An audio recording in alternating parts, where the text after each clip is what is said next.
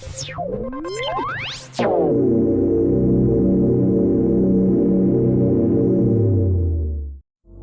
I'm a commercial project developer for a solar company. We build large-scale solar farms across the United States. And I really chose that path because I wanted to be in the energy sector, but I also wanted to go into an industry that was relatively new and progressive. And I knew solar was just that.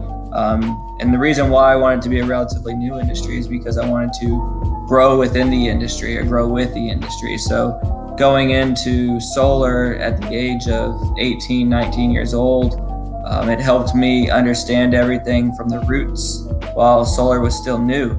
And now solar's evolved over time, and personally I've evolved over time with the industry and remain good close contact with all my contacts throughout the industry. And now I'm able to branch out and reach out across the nation whenever I need something, whether I'm working with utilities and New York or California. Everybody kind of has a close-knit relationship, and when you stick within one particular industry in your career, it's always good because the resources that you gather over time become very vast and dynamic, and it helps you become more of a dynamic individual.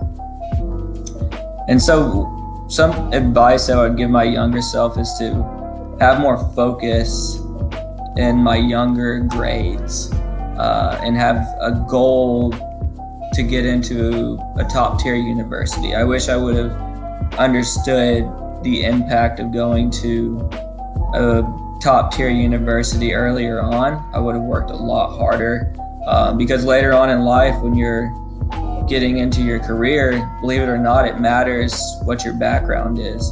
Of course, if you work hard and you can show that you work hard, it makes it a lot easier for you. But going to a top tier university is definitely gives you a leg up in life in general when you get started in your career path. And I think I would have worked a lot harder to get into one of the elite universities in the nation. But some people don't need to go to a university. Some people have a high entrepreneurial spirit and they're able to graduate high school and maybe not even graduate high school and do very well with themselves or for themselves. I'm just not as much of an entrepreneur. And so I truly believe a good quality secondary education helps out a lot in life.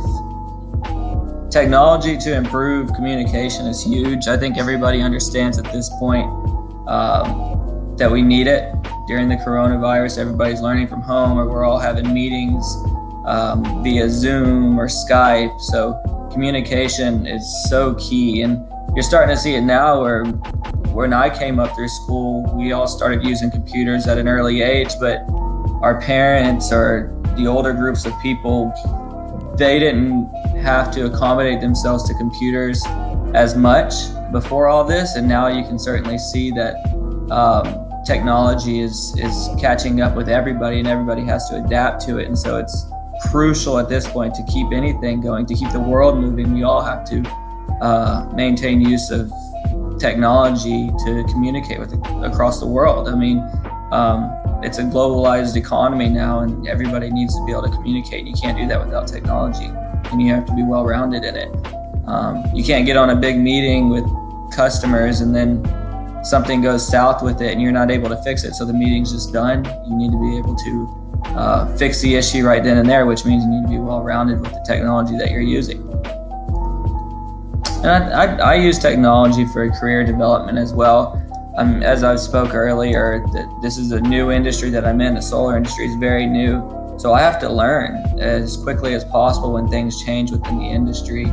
And things are always changing, and no one's writing books immediately as things are changing. So I have to use technology to learn this stuff. And I have to sometimes learn as I go. If I'm out on site and we're doing a big development, I need to piece together things from different sources on my laptop or from articles that have been written within the last month. And so you have to understand things are evolving, and the only way to keep up with things that are evolving is to have technology involved with it. That's the most updated source of information now, and I think that really helps with the career development of anyone, is just being able to keep up with what's going on. If you're working with old news, you'll become old news.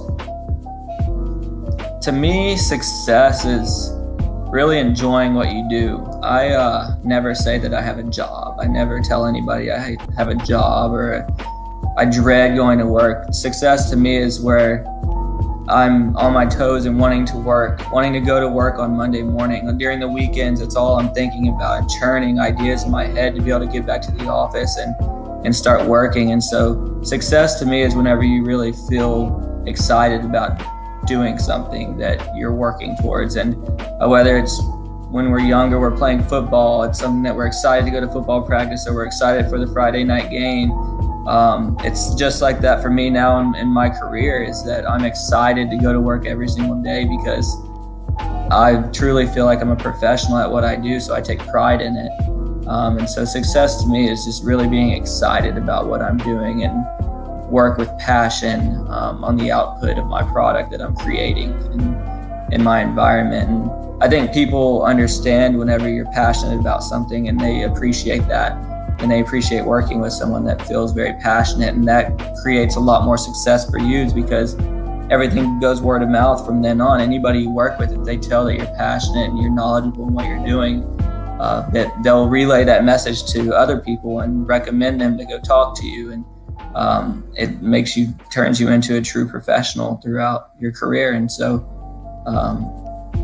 a definition of success is important because that's what's going to structure who you are with what you're doing in your life. And I mean, to that point, how can someone enter into my career and stand out from the rest of the crowd is you have to be innovative. You have to understand what's changing, what's evolving, and you have to be able to answer questions that may be different from the answer that it was yesterday. You have to be on your toes. You have to be willing to learn. You have to be excited to learn. And with what I'm doing in the solar industry, again, if you are working with old news, you become old news, and you're not going to be able to accommodate new codes and regulations throughout the United States. I may be building a project here in Texas that has certain requirements, but then at the same time, I'm working on a project in Northern California that has more updated requirements on it. And so it's just things that you have to be dynamic, I think. And that's the key to any career, is the more dynamic you are, the more success you're going to have and the more you're going to stand out. And that works with anything, in any sports that you're playing or anything. If you are a dynamic player on the field, you're going to be appreciated more, and it's going to make you stand out a lot more. If you're a well-rounded jack of all trades, of course, you're going to stand out amongst the rest. So work-life balance is tough for me because as I resorted to earlier, I don't consider what I do a job. I consider it more of like a hobby that I'm very passionate about.